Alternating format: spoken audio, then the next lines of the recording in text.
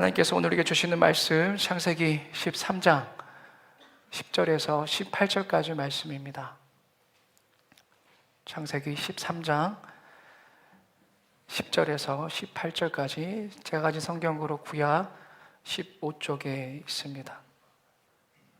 함께 말씀 봉독합니다. 이에 롯이 눈을 들어 요단 지역을 바라본즉 소알까지 온 땅에 물이 넉넉하니 여호와께서 소돔과 고모라를 멸하시기 전이었으므로 여호와의 동산 같고 애굽 땅과 같았더라. 그러므로 롯이 요단 온 지역을 택하고 동으로 옮기니 그들이 서로 떠난지라. 아브람은 가나안 땅에 거주하였고 롯은 그 지역의 도시들에 머무르며 그 장막을 옮겨 소돔까지 이르렀더라.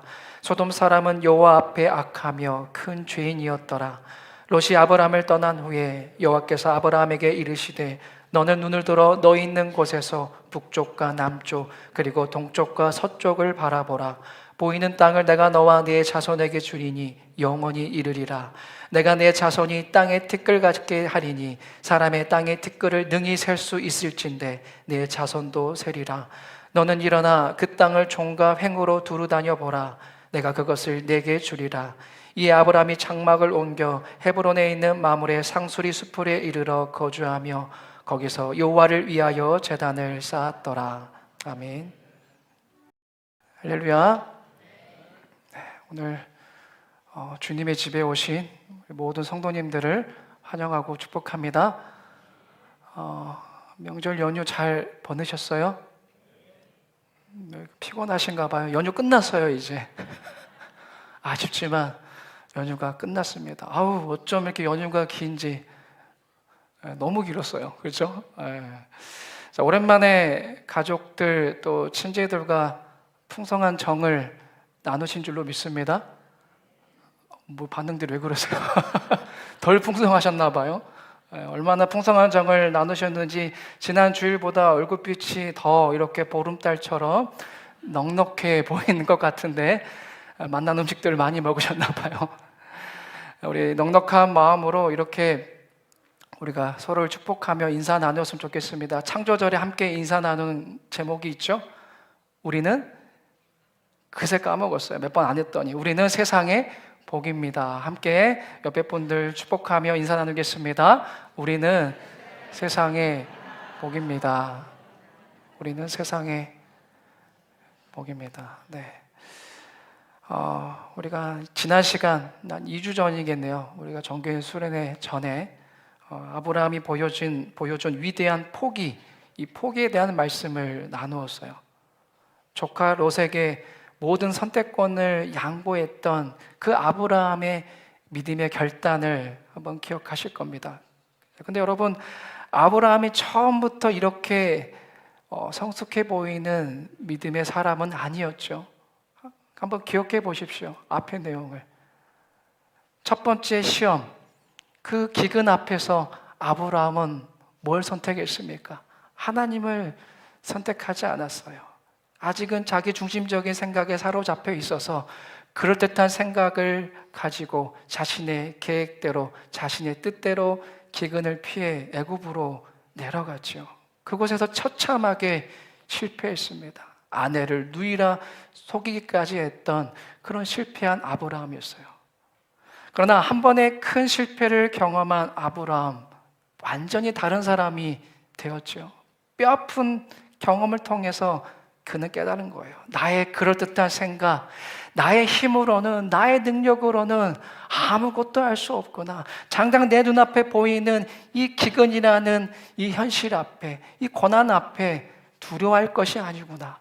문제보다 더 크신 하나님을 내가 신뢰해야 되는구나라는 그 경험을, 그 신앙의 느낌을 갖게 된 것입니다. 그래서 그는 두 번째 시험이 뭐였어요?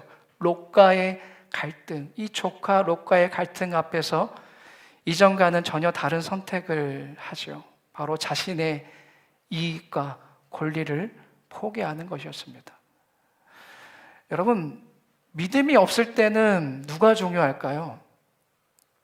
믿음이 없을 때. 다들 믿음이 있으셔서 모르신 것 같아서 제가 말씀드릴게요. 믿음이 없을 때는 내가 중요해요. 나의 감정, 나의 기분, 내 느낌, 내 생각이 중요하게 됩니다. 내가 우선이죠. 그러나 믿음이 자라게 되면은 어떻게 됩니까? 누가 중요해질까요? 하나님이 점점 중요해지게 돼요. 하나님이 먼저가 됩니다. 하나님이 우선이 돼요. 하나님의 뜻이 나보다 앞서게 됩니다. 하나님이 중요하게 되니까 어떻게 될까요? 기꺼이 손해볼 줄도 알고 기꺼이 내 것을 내려놓을 줄도 아는 영적인 여유, 믿음이 생기는 거예요.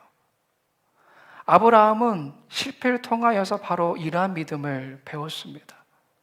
반면에 조카 롯은 여전히 자기중심적이에요. 자신의 이해관계에 예민했습니다. 여전히 눈에 보이는 행복만을, 눈에 보이는 풍요로움만을 쫓는 그런 자기중심적인 신앙에만 머물러 있었습니다. 한 사람은 하나님 중심으로 살아가고 있고 다른 한 사람은 자기 중심으로 살아가고 있습니다. 한 사람은 자기 눈에 보이는 것을 택하고 다른 한 사람은 기꺼이 손해보는 길을 택했습니다. 여러분, 그들의 삶은 어떻게 되었을까요? 오늘은 바로 그 갈림길에서 시작된 두 사람의 전혀 다른 이야기, 그들의 눈에 비친 서로 다른 두 개의 세계를 우리가 함께 여행하며 믿음의 눈으로 하나님의 세계를 바라볼 수 있는 그 믿음의 법을 배워볼 수 있기를 소망합니다. 먼저 아브라함을 떠나 자신의 길을 선택한 이 롯의 눈에 비친 그의 세계는 어떠했는지 함께 알아보겠습니다. 10절의 말씀을 보면요, 그가 무엇을 보았는지 이렇게 증언하고 있어요. 우리 다시 한번 10절의 말씀 한번 화면을 보시고 함께 읽어볼까요? 시작.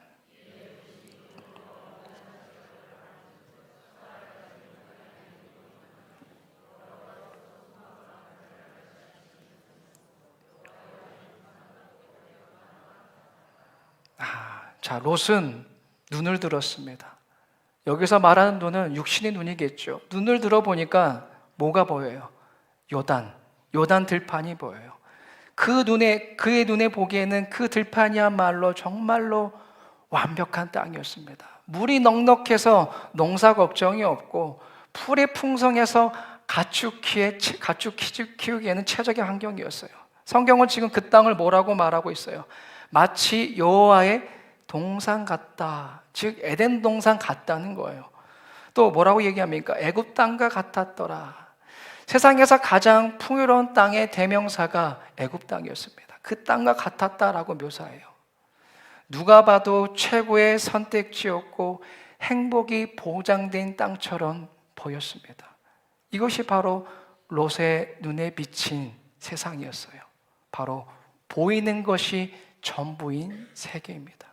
화려함과 쾌락, 물질과 풍요, 안정이 행복의 기준이 되는 그런 세상입니다. 아마 롯은 이렇게 생각하고 질문했을 거예요. 어느 땅으로 내가 가야 내 가축들이 더 배불리 먹고 내가 가진 재산이 더 늘어날 수 있을까? 어디서 살아야 우리 가족이 더 행복할 수 있을까? 더 편안하고 안전할 수 있을까? 여러분, 이러한 유혹은 우리에게도 있습니다. 어느 아파트가 더 오를까? 어느 직장이 연봉이 더 높고 안정적일까?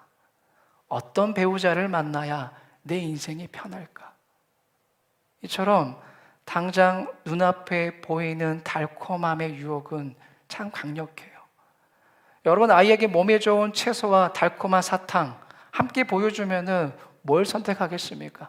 보통의 아이라면은 달콤한 사탕을 망설임 없이 잡을 거예요.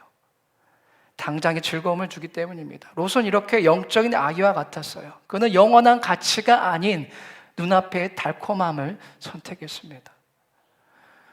예수님께서는 우리에게 넓은 길, 좁은 길, 두 가지 길에 대해서 말씀하셨어요. 롯이 선택한 길은 어떤 길일까요, 여러분? 눈에 보이는 넓은 길이었어요.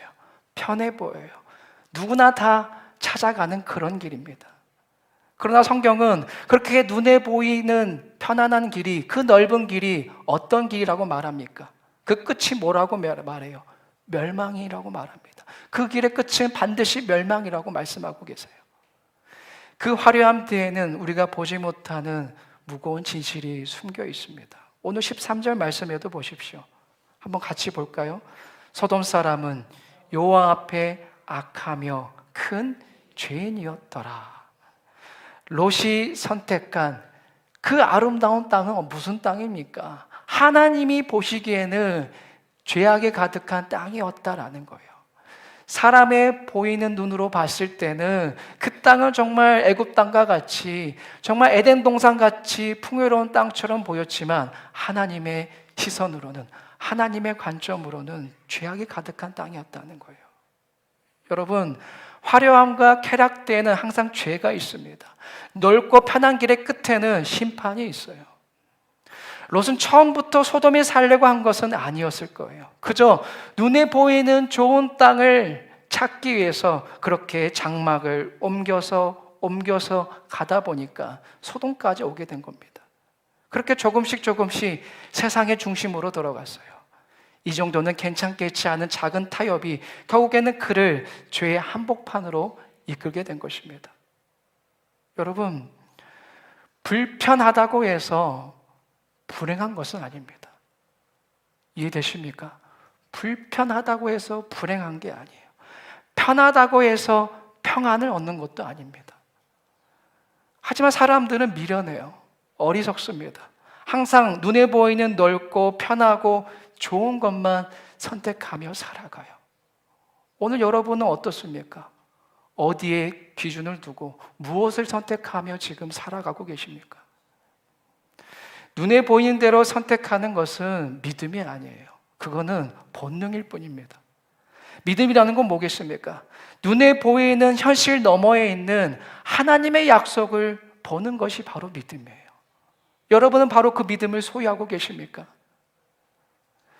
롯이 이렇게 땅을 바라보고 있을 때에 아브라함은 과연 무엇을 바라보고 있었을까요?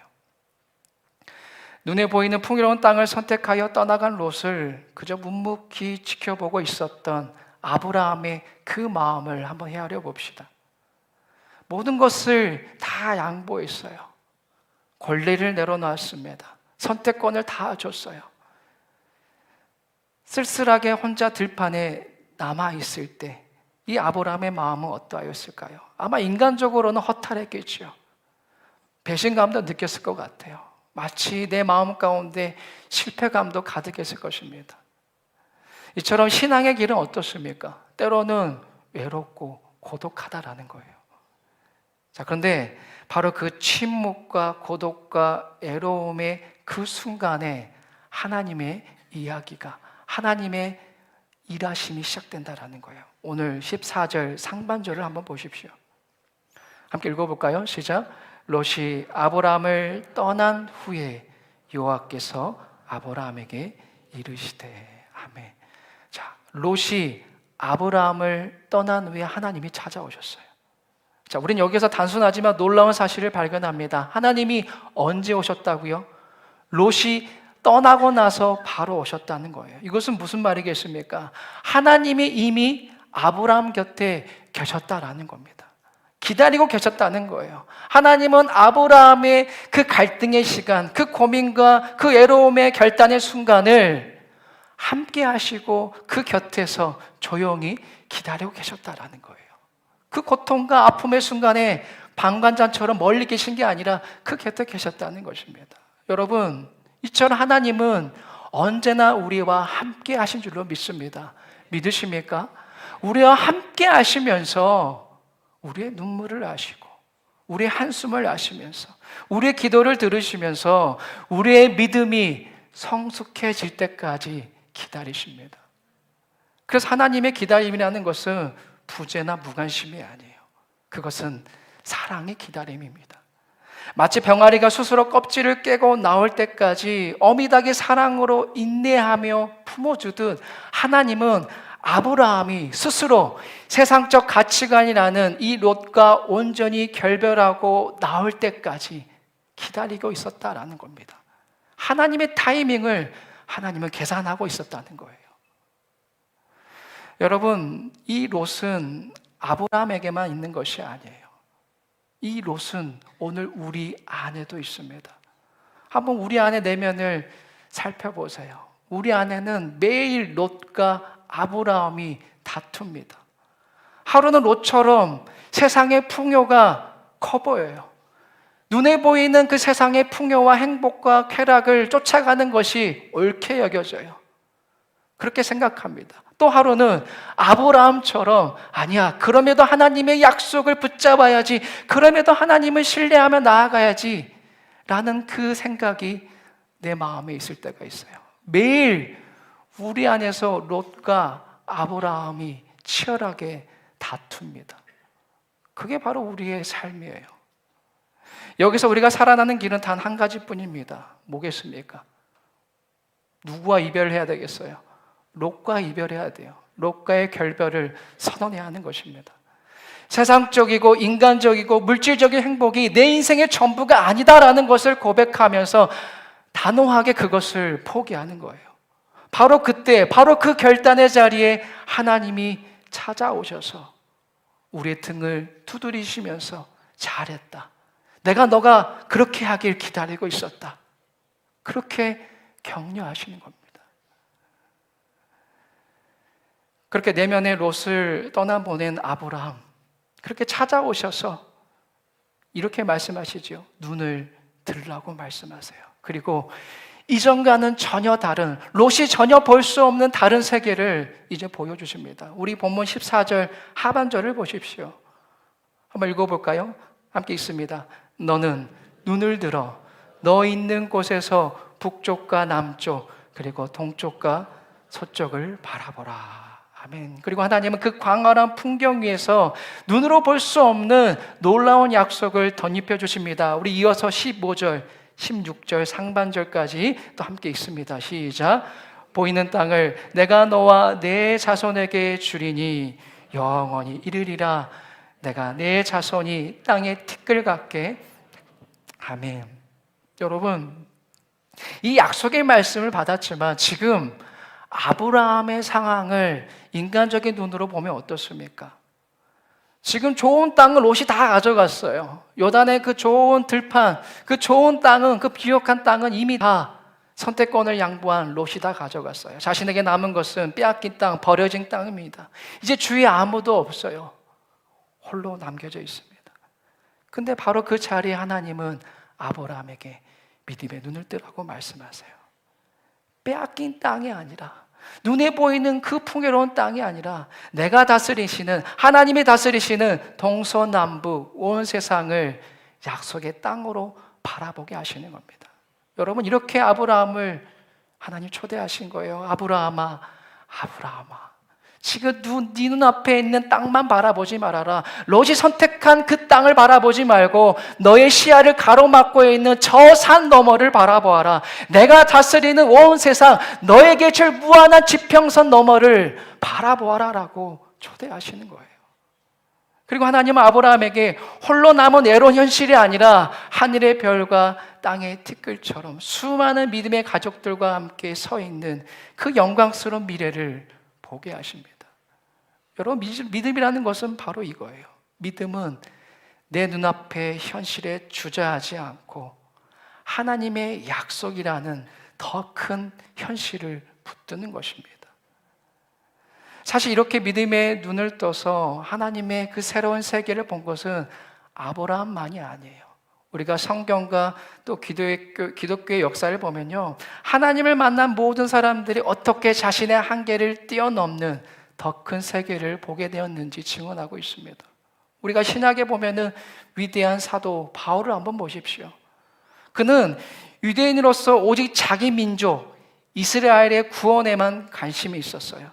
그의 세계는 이스라엘이라는 울타리 안에만 갇혀 있었습니다. 그러던 그가 다메섹으로 가는 길에 부활하신 예수님으로 말미암아 그의 세계는 폭발적으로 확장되었습니다.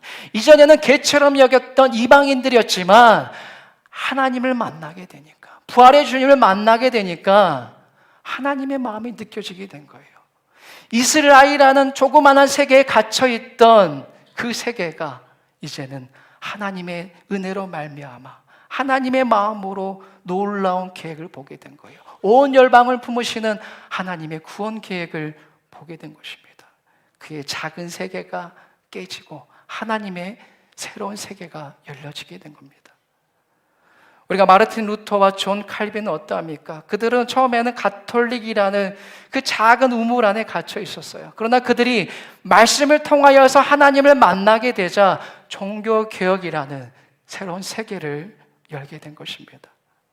우리가 잘 아는 선교사 허드슨 테일러나 또 찰스 토마스 스터드와 같은 이 영국의 전도 유망한 청년들은 안정된 미래가 보장된 그런 사람들이었어요.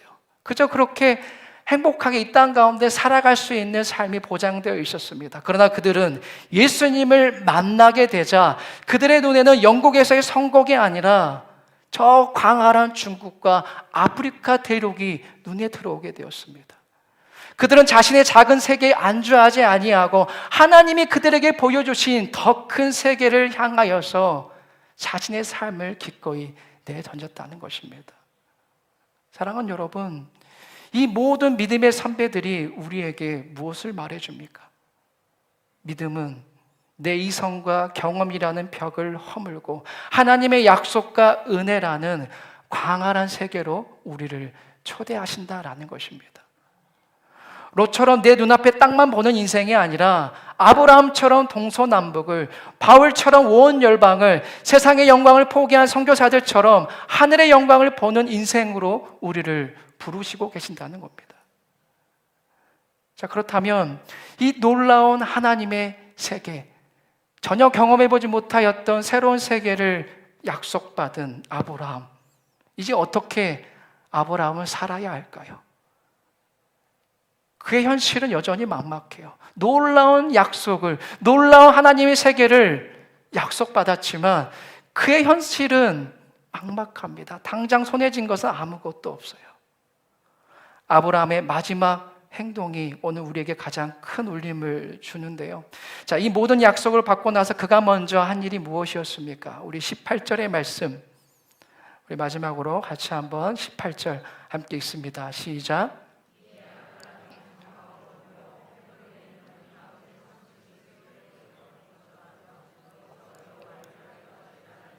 아멘. 자, 아브라함이 본 비전은 온 세상이었습니다. 동서남북 온 세계였어요. 하지만 그가 지금 딛고 서 있는 현실은 어떠합니까? 지금 우리가 보고 읽었듯이 마물의 상수리 수풀이었어요. 그 약속을 받기 전과 지금 달라진 게 없다라는 거예요. 여전히 마물의 숲을 거기에 머물러 있다라는 거예요. 그러나 그는 이제 더 이상 어제 아브라함이 아니었습니다. 여러분, 태양을 본 사람은 촛불에 만족하지 않죠. 그렇듯이 아브라함은 이미 보이지 않는 세계를 보았고 들었고 맛본 사람이었기 때문에 더 이상 어제 아브라함이 아니었어요. 그래서 그는 여전히 외롭고 고독하며 어쩌면 가난해 보이는 현실일지라도 그의 마음속에는 하나님의 말씀이, 하나님의 나라가, 그 복의 세계가 활활 타오르고 있었다라는 것입니다. 그런 아브라함이 뭘 했습니까? 오늘 말씀을 보세요. 뭘 했습니까? 제단을 쌓았다라는 거예요. 여전히 자신은 고독합니다. 여전히 현실은 외롭습니다. 아무런 성취감이 없어 보여요. 그런 현실에서 그가 한 처음 행동은 하나님께 예배하기 시작했다라는 거예요. 왜 아브라함은 예배를 드렸을까요? 왜 막막한 현실 앞에서 그가 제일 먼저 선택한 것은 하나님을 예배하는 것이었을까요? 예배하는 순간에 믿음이 다시 살아나기 때문이에요. 여러분, 예배는 나의 초라한 현실과 하나님의 위대한 약속이 만나는 자리입니다. 믿으십니까? 한번 따라해 볼까요? 예배는 나의 초라한 현실과 하나님의 위대한 약속이 만나는 자리이다. 믿으십시오. 그래서 예배가 우리에게 소중한 거예요. 예배하는 가운데 우리는 현실에 매몰된 시선을 다시 들어 하나님을 바라보게 됩니다. 그리고 그때 그 어려운 현실을 이겨낼 수 있는 하나님의 능력이 부어지는 거예요. 그래서 믿음의 사람은 어려운 현실 앞에서 제단을 쌓는 것입니다. 예배할 수 없는 상황에서도 어떻게든 예배의 자리를 놓치지 않는 거예요. 바로 예배의 자리를 통해서 아브라함은 변화되기 시작해요. 보통의 사람에서, 믿음 없는 사람에서 점점 믿음 있는 하나님의 사람으로 변하기 시작해요. 하나님의 약속을 받았고 새로운 세계를 약속받았지만 그 인생 앞에 어려움이 왜 없었겠습니까? 우리가 그 이후의 이야기도 잘 알고 있지 않나요? 갈등을 겪어요. 또 다른 기근을 만납니다. 또 다른 손해를 경험해요. 하지만 그는 그때마다 제단을 쌓으면서 점점 더 하나님과 가까이 동행하는 사람으로 변해갔다라는 것입니다. 사랑하는 여러분, 오늘 우리에게도 이 예배의 복이 임하기를 주님의 이름으로 축복합니다. 예배 자리를 사모하시길 바랍니다. 어떤 현실이 내 앞에 있다 하더라도 예배할 수 있는 이 자리를, 예배의 복을 놓치지 않는 여러분 모두가 되시기를 바랍니다. 사랑하는 여러분, 오늘 아브라함과 롯의 이야기는 우리에게 이렇게 묻고 있어요. 당신은 어떤 눈으로 세상을 바라보고 있습니까? 당신의 삶의 기준은 무엇입니까? 라고 묻고 있습니다. 여러분, 여전히 내 눈에 좋아 보이는 롯의 세계를 기웃거리고 있지 않습니까? 조금 손해보더라도, 조금 애롭더라도 보이지 않는 하나님의 약속을 믿고 아브라함처럼 가감하게 믿음의 길을 선택할 그 용기를 여러분들은 가지고 계십니까? 오늘 말씀은 분명히 우리에게 약속해요.